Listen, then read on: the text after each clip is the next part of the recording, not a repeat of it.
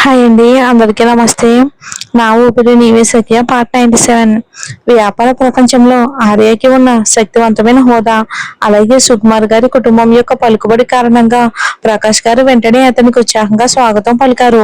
ఆర్య బాబు, మీరు కూడా రావడానికి సమయం చేసుకున్నారంటే నమ్మలేకపోతున్నాను. మీరు రావటం మాకు ఎంతో గౌరవంగా ఉంది. అతని భార్య అతనిని కాపాడినప్పటికీ ప్రకాష్ గారి దృష్టిలో ఆర్య ఒక శక్తివంతమైన వ్యక్తి.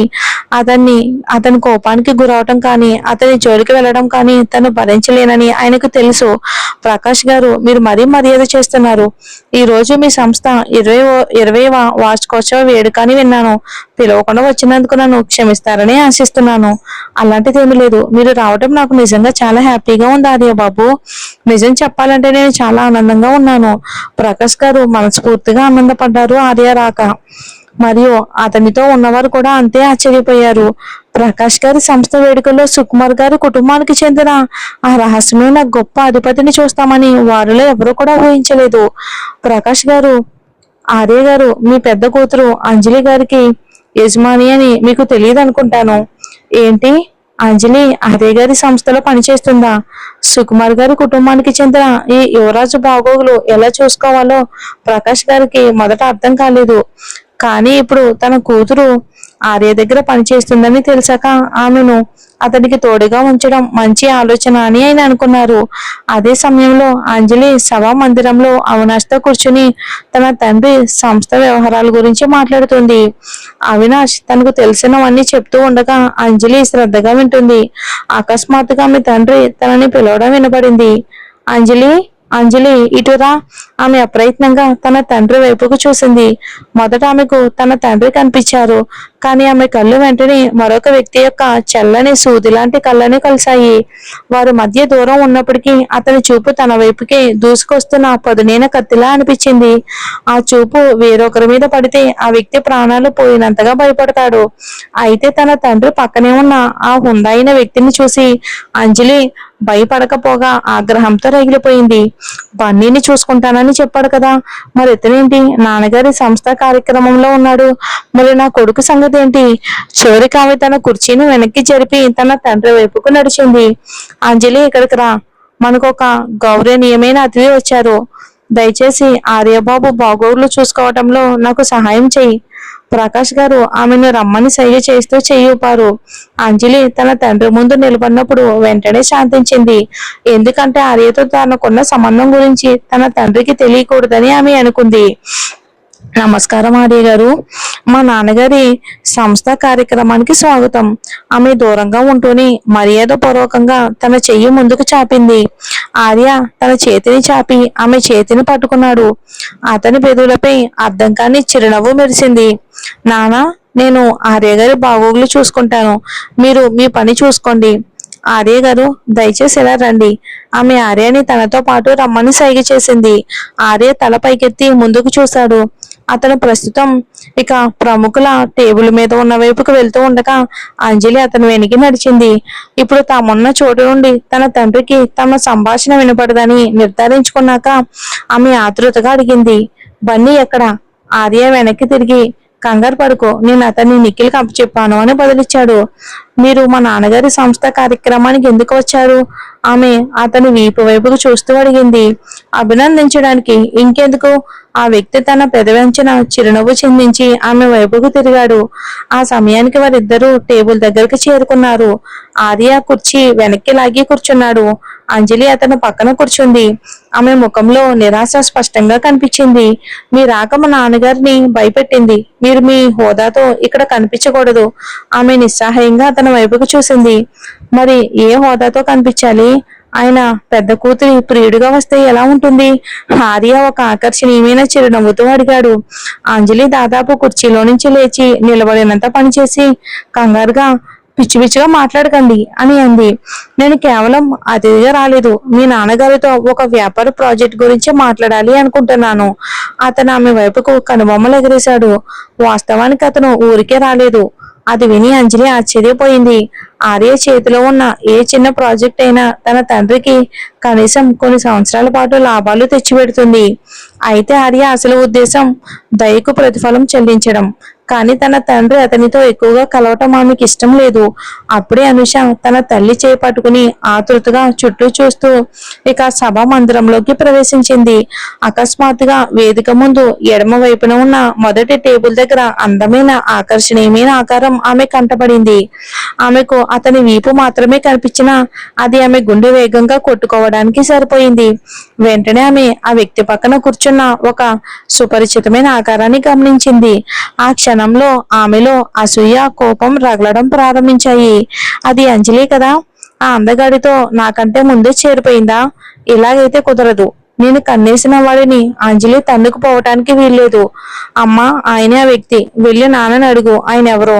అనూష ఆర్య ఉన్న వైపుకు చూపిస్తూ అంది. సుభద్ర కళ్ళు పైకెత్తి అటు వైపుకు చూసింది. వెనక నుండి చూడ్డానికి ఆ అబ్బాయి పొడవుగా హుందాగా ఉన్నాడు. అంటే చూడ్డానికి కూడా చాలా అందంగానే ఉంటాడని ఆమెకు అనిపించింది. ఇక అందుకే సుభద్ర అనుష చేయి పట్టుకుని తన భర్త వైపుకు నడిచింది. ఆయన్ని పలకరించిన తర్వాత ప్రకాష్ ను ఒక పక్కకు లాక్కెళ్ళి, ప్రకాష్, ఆ అతిథి ఎవరు అని ఆర్య ఉన్న వైపుకు చూపిస్తూ అడిగింది. ప్రకాష్ నవ్వాడు. అతను సుకుమార్ గ్రూప్ యజమాని కొడుకు ఆర్యబాబు. ఈ రాత్రికి మన ముఖ్య అతిథి. సుకుమార్ గ్రూప్ యజమాని కొడుక? ఏ సుకుమార్ కుటుంబం అని సుభద్ర అయోమయంగా అడిగింది. ఆమెకు వ్యాపార ప్రపంచంలోనే వ్యక్తుల గురించి అంతగా తెలియదు. ఇంకేదుంటుంది, వాళ్ళ కంపెనీ నగరం మధ్యలో ఉన్న అత్యంత ఎత్తైన ఆఫీస్ భవనంలో ఉంది. నువ్వు షాపింగ్ వెళ్ళినప్పుడల్లా దాన్ని చూడవా? ప్రకాష్ ఆర్య గుర్తింపును చాలా సరళంగా ఈజీగా వివరించాడు. ఆ క్షణంలో సుభద్ర, అనుషాలు ఒకరు మొహాలు ఒకరు చూసుకున్నారు. అతను ఎవరి గురించి మాట్లాడుతున్నారో వారికి వెంటనే అర్థమైంది. చివరికి ఆ భవనం నగరం మధ్యలో ఒక ప్రముఖ కట్టడం, ఒక గొప్ప నిర్మాణం కదా. అమ్మో, ఆ సుకుమార్ గ్రూప్ అతనిదేనా? అతను చాలా ధనవంతుడు. అతని సంపద ఒక దేశంతో సమానం. అతని కంపెనీ ప్రపంచవ్యాప్తంగా వ్యాపారం చేస్తుంది అని ప్రకాష్ ఆశ్చర్యంగా అన్నాడు. అమ్మా, నేను అతన్ని పరిచయం చేసుకోవాలి.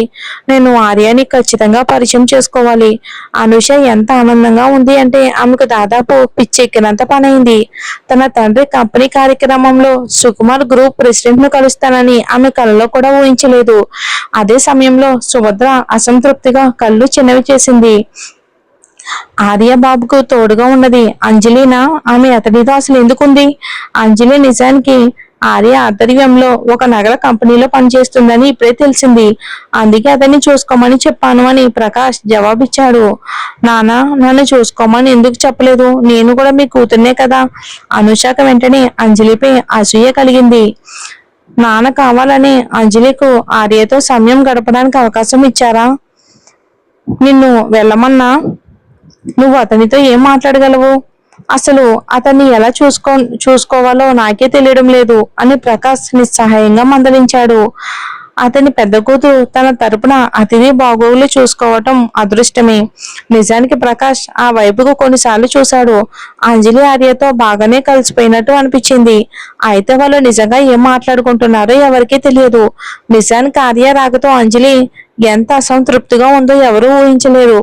అక్కడ వేరే పని లేకపోతే వెళ్ళిపోమని ఆమె అతన్ని ఒప్పించడానికి ప్రయత్నిస్తుంది.